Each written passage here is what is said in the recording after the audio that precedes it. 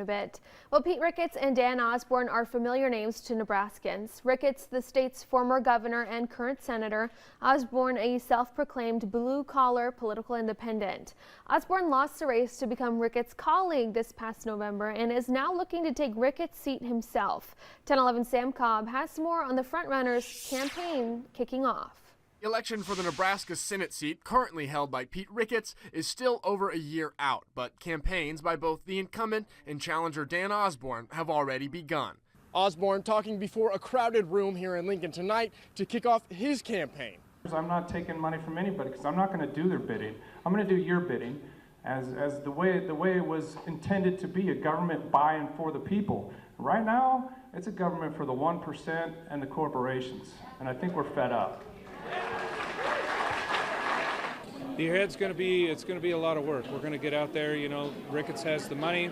He's going to be on everybody's TV and radio ads and smartphones. But we're going to be out there again. I'm going to be out there in people's living rooms and their towns and their businesses. Who'll be running as an independent, as he did against Deb Fisher last election, bringing in Nebraskans with similar ideas and similar names. One thing that hit me well is when he said he doesn't think it's left versus right. He looks at it more like big versus little.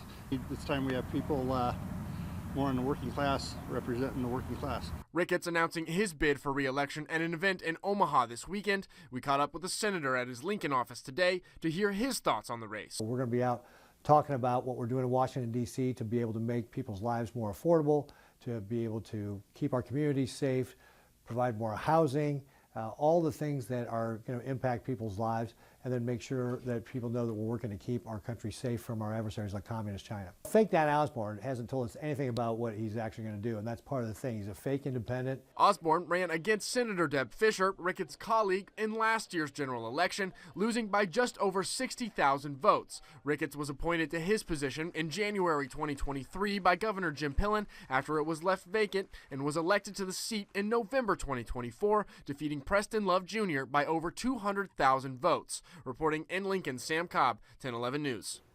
Sam, thank you. In our